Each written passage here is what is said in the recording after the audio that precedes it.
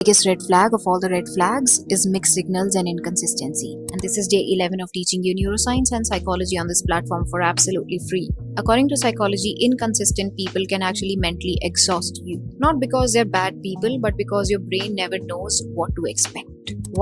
Right तुम्हारी life में अगर कोई इनकंसिस्टेंट लड़की आई होगी जो तुम्हें कभी बहुत ज्यादा अच्छा फील करवाती है एंड कभी तुम्हारी जिंदगी में वाट लगा देती है, तो फिर तुम्हारी जिंदगी में दिमाग में तबाही मच रही होगी, राइट? कि आखिरकार ये चाहती तो चाहती क्या है, तुम्हें पता ही नहीं है कि क्या चाहती है, क्योंकि कभी तो अच्छा बिहेव कर रही है, कभी बहुत ज्यादा बिहेव कर रही है, बेकार बिहेव कर रही है। तो आखिरकार what the fuck she wants in her life, right? हमें ये सवाल आता है हमारे दिमाग में, क्या इसे मैं पसंद हूं, क्या इसे मैं पसंद नहीं हूं, क्या है रहस्य, क्या है आखिरकार? एंड इसी इनकंसिस्टेंसी से ना कहीं कुछ लोग ज्यादा ही उससे प्यार करने लगते हैं। मजाक नहीं कर रहा मैं, क्योंकि उसे एक चैलेंज जैसी फील आने लगती है, उसे मतलब तुम्हें एक चैलेंज जैसी फील आने लगती है। अब मान लेते, चलो मेरा एग्जांपल देता हूं, एक लड़की है, ओके, जिससे मैं बात कर रहा हूं, वो कभी मुझसे अच्छे से बात करती है, कभी मुझसे बहुत बेकार तरीके से बात करती है। एंड मैं सोच रहा हूं कि यार मैंने ऐसा किया था तो वो तो फिर मेरे साथ अच्छे से बात कर रही थी, तो अब मैं ऐसा ही करूंगा ताकि वो फिर मेरे साथ अच्छे से बिहेव करे। एंड फिर मैं ऐसा करता हूं एंड 2-3 दिन अच्छा चलता है, फिर वापस खराब चलने लगता है। फिर मैं सोचता हूँ अच्छा ओके, इस दिन मैंने ये गलती कर दी, इसी वजह से मुझे ऐसा नहीं करना चाहिए था, एंड अब मैं ऐसा करूंगा एंड अब मेरी जिंदगी अच्छी हो जाएगी। तो कॉन्स्टेंटली हम है ना इसे एक चैलेंज समझ रहे हैं एंड हमें लग रहा है कि मुझे इस चैलेंज को सॉल्व करना पड़ेगा, एंड अगर मैं इस चैलेंज को सॉल्व कर दूंगा ना तो ही ये बंदी मेरी लाइफ में आएगी एंड मुझे मजा आएगा। ओके, तो हम है ना उस लड़की को एक लड़की की तरह नहीं देख रहे, हम उस लड़की को एक प्रॉब्लम की तरह देख रहे हैं। एंड हमें लग रहा है कि एज अ मैथ प्रॉब्लम जैसे सॉल्व हो जाता है ना, वैसे ये लड़की भी सॉल्व हो जाएगी एंड फिर ये लड़की इवेंचुअली मेरी लाइफ में आ जाएगी। तो ये जो करना तुम चालू रख रहे हो ना, वो करना बंद करो, ठीक है? Inconsistency is the worst thing you can tolerate. कुछ फायदा नहीं होता है, तुम्हारा दिमाग है ना खुद को टॉर्चर कर रहे हो तुम। एंड अच्छा लग रहा है क्या तुम्हें? अच्छा लग रहा है? नहीं अच्छा लग रहा है ना? जिंदगी में अपने आप पे फोकस नहीं कर पा रहे, गोल से भटक जा रहे हो, जो प्रायोरिटीज है वो प्रायोरिटीज अब है ही नहीं, अलग ही प्रायोरिटी है कि मुझे तो ये बंदी चाहिए मेरी लाइफ में, भले ये इनकंसिस्टेंट रहे या तो फिर कंसिस्टेंट रहे, मुझे घंटा फर्क नहीं पड़ता। पर मुझे पता है कि एक दिन ये बंदी जिस दिन मेरी लाइफ में आ गई ना, उस दिन मेरी लाइफ में मजा ही मजा आता रहेगा। जो मुझे कोई भी पैसे नहीं दे सकते, जो मुझे कुछ भी जीवन का सुख नहीं दे सकता, या तो मैं गोल्स को अचीव कर लूंगा, उससे भी मुझे कुछ फायदा नहीं होने वाला, लेकिन ये बंदी मेरी लाइफ में आ गई तो मेरी जिंदगी सुहानी हो जाएगी। एंड इसी एक मेंटल इमेज को हम चेज कर रहे हैं।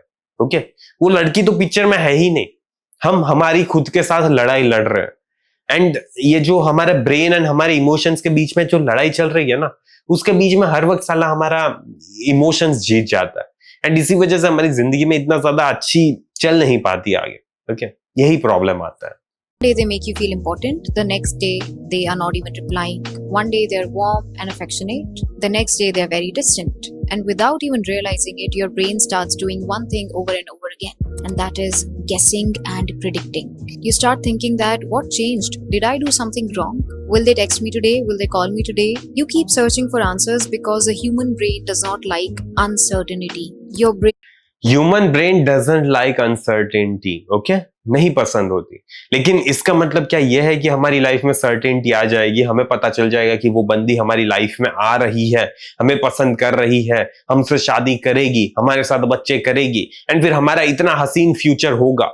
इतनी ज्यादा जब तुम्हें सर्टेनिटी मिल जाएगी, क्या तब तुम्हारी जिंदगी ज्यादा अच्छी होगी? नहीं, नहीं, क्योंकि वैसे तो फिर लाइफ बोरिंग हो जाएगी ना। अगर तुम्हें ऑलरेडी पता है यार कि ये लड़की तुम्हारी लाइफ में आएगी, ये लड़की से तुम शादी करोगे, इतनी बार ऐसे ऐसे पोजीशन में सेक्स करोगे, ऐसे बच्चे करोगे, बच्चों का नाम भी ये होगा, तो फिर जिंदगी बहुत ज्यादा प्रिडिक्टेबल हो गई ना यार। ठीक है, तुम्हें पता ही है कि कल को क्या होने वाला है, अगर तुमने ऐसा किया तो तुम्हारे रिजल्ट्स भी ऐसे हैं, तुम्हें ऑलरेडी पता है। एंड इतनी ज्यादा कंसिस्टेंसी है लाइफ में, तो फिर अब जिंदगी में ना जीने में मजा नहीं आता, एंड इसी वजह से हमें इनकंसिस्टेंसी पसंद होती है। ठीक है, हमें कंसिस्टेंसी चाहिए होती है, लेकिन इनकंसिस्टेंसी की वजह से हमें कंसिस्टेंसी पसंद होती है। देखो, तुम्हारे जीवन में जब भी दुख आता है तो वो तुम्हें दुख में मजा क्यों नहीं आता? ठीक है, क्यों नहीं आता मजा?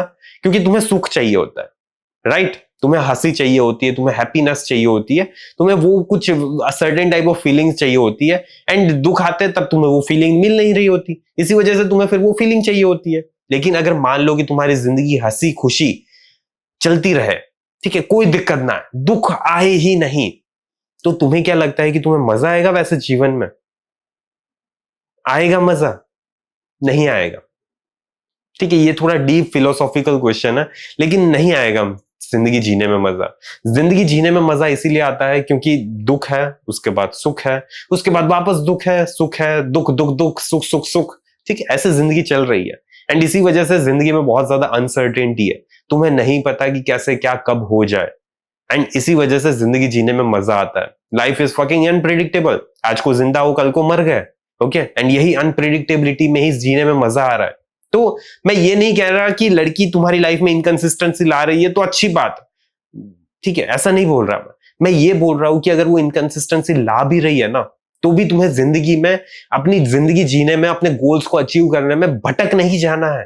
ठीक है, उसका काम है वो इनकंसिस्टेंसी लाएगी यार, लेकिन तुम क्यों अपने जीवन में भटक जा रहे हो?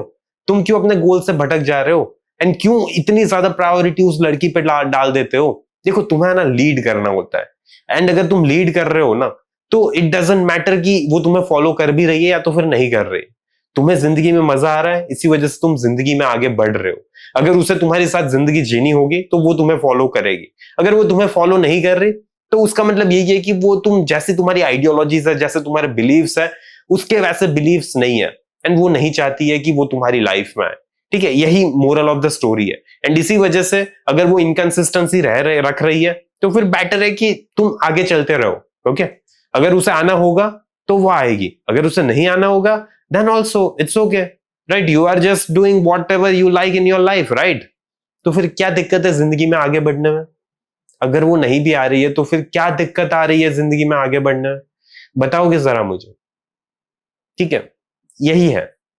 तो प्लीज इन सारी चीजों से थोड़ा अवेयर रहो, थोड़ा सतर्क रहो, एंड इनकंसिस्टेंसी के पीछे नहीं भागना होता, जिंदगी में आगे ग्रोथ की तरफ भागना होता है। ठीक है, एंड वेदर शी फॉलोज और नॉट, इट्स हर चॉइस। अगर उसे अच्छा लग रहा है वो आएगी, नहीं अच्छा लग रहा नहीं आएगी। Either way, it's not a fucking end of the world. Brain would rather have a painful certainty than an endless question mark. So instead of focusing on your work, your goals, your hobbies, your passion, your mental energy gets spent trying to predict someone else's next move. And neuroscience tells us that uncertainty keeps the brain. Your hobbies, your passion, your mental energy gets spent trying to predict someone else's next move. Exactly. Most of बंदा ना मुझे यही call करके पूछता है, हर्ष यार मुझे ये बता कि आखिरकार वो बंदी चाहती क्या है? एंड मैं उनको क्या बोलता हूं पता है? It doesn't matter what the fuck she wants, what do you want? Most of बंदों को यही नहीं पता कि उनको क्या चाहिए। वो गलत क्वेश्चन के पीछे भाग रहे यार, गलत क्वेश्चन के पीछे भाग रहे हो, एंड इसी वजह से तुम्हें सही आंसर नहीं मिल रहा है तुम्हारी लाइफ में। क्या फर्क पड़ता है वो क्या चाहती है? हमें प्रिडिक्ट थोड़ी करना पड़ता है, करना होता है। कैसे हम प्रिडिक्ट कर पाएंगे यार? उसकी लाइफ में अनगिनत ऐसी सिचुएशन हुई है जो हमें पता भी नहीं है। वो ऐसा क्यों सोच रही है, ऐसा क्यों कर रही है? I can not know that, and you also can not know that. So why we are trying to focus and predict her moves? क्यों क्यों हम ऐसी कोशिश कर रहे हैं? हमें तो अपनी जिंदगी पे आगे बढ़ना है ना यार। And neuroscience tells us that uncertainty keeps the brain's threat detection system engaged. Because when the brain doesn't know what's coming next, it stays alert. Exactly. But at the end of the day, तुम्हारी जिम्मेदारी है कि brain alert mode में है, तो इसका मतलब ये थोड़ी है यार कि तुम कॉन्स्टेंटली उसके बारे में सोचते रहोगे। हाँ, उसके ख्याल आएंगे, लेकिन उस ख्याल को इतनी ज्यादा प्रायोरिटी नहीं देनी है। अगर इतनी ज्यादा प्रायोरिटी दोगे तो जिंदगी में आगे बढ़ना मुश्किल हो जाता है।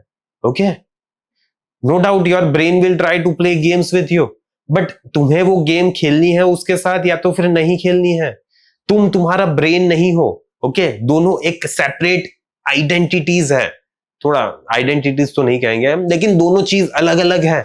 ओके, तुम तुम्हारा ब्रेन नहीं हो तो फोकस करना बंद करो।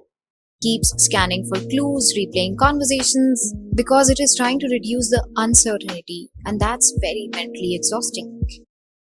हमें अनसर्टेनिटी रिड्यूस करनी नहीं है। देखो मैं एक तुम्हें सिंपल सी चीज बता रहा हूँ, लाइफ को है ना एंजॉय करना सीखो। अगर वो आ रही है तो अच्छी बात है, अगर वो नहीं आ रही तो अच्छी बात है। अनसर्टेनिटी है ना यार, यहाँ पे नहीं पता।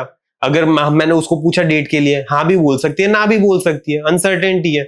लेकिन मजा है ना उसी चीज का है ना, कि हमें पता नहीं है कि आगे क्या होगा। ये बंदी आएगी या तो फिर वो वाली बंदी आएगी। ये बंदी आएगी जिसके साथ मैं 2 साल से बात कर रहा हूं, या तो फिर वो बंदी आएगी जिसके साथ मैं सिर्फ 2 महीने से बात कर रहा हूं।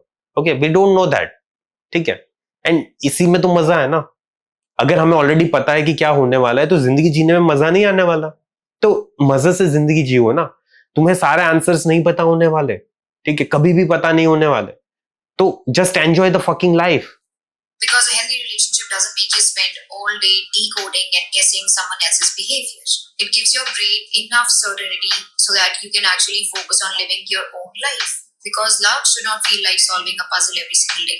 The biggest red Exactly. flag of all the red प्यार का मतलब ये नहीं होता कि तुम्हें रोज वो पजल को सॉल्व करना है, ओके। एंड सारी चीजें बंदी के दिमाग में क्या चल रहा है वो हम यहाँ पे एनालाइज करेंगे, ऐसा नहीं करना है हमें। हमें ये करना है कि तुम्हारे लिए, ठीक है, क्या प्रायोरिटीज है, तुम्हें क्या लगता है कि तुम्हें जिंदगी में क्या करने में मजा आ रहा है, तुम्हारा पर्पस क्या है। अपने आप पे फोकस करो, अपने आप पे। उस लड़की को क्या चाहिए इस पे फोकस नहीं करना है। देखो तुम्हारी जब तक प्रायोरिटीज सेट नहीं होगी ना, तब तक कोई भी पर्सन तुम्हारी लाइफ में आने नहीं वाला है, ओके। तो सबसे पहले गेट योर प्रायोरिटीज स्ट्रेट कि मुझे क्या चाहिए अपनी लाइफ में से, एंड क्या मैं वो चीजें कर रहा हूं जिसकी वजह से वो चीजें मेरी लाइफ में आ सकती है, या तो फिर जो भी मैं सोच रहा हूं वो चीजें मेरी लाइफ में आ सकती है। Are you performing daily actions in your life? कर रहे हो या तो फिर नहीं कर रहे। मोस्ट ऑफ बंदे नहीं कर रहे होते, एंड मोस्ट ऑफ बंदे जिंदगी बस ऐसे ही जीते जाते हैं, एंड ऐसे ही जीते जाते हैं मैं ना, मजा नहीं आता है उतना। यही दिक्कत है और कुछ नहीं। तुम सुबह उठ रहे हो, कोई गोल नहीं है, कुछ नहीं है करने को, बस ऐसे ही जॉब में गए वापस आ गए, अब पता नहीं है क्या करना है, नेटफ्लिक्स देखा खत्म, ठीक है। थोड़ा एक प्रॉपर सिस्टम बनाओ कि क्या करना है, क्या गोल्स है, आज मैं क्या करूंगा, कल मैं क्या करूंगा, महीने के गोल क्या है, सालों के गोल क्या है, तब तुम्हें जिंदगी जीने में ज्यादा मजा आएगा, ठीक है।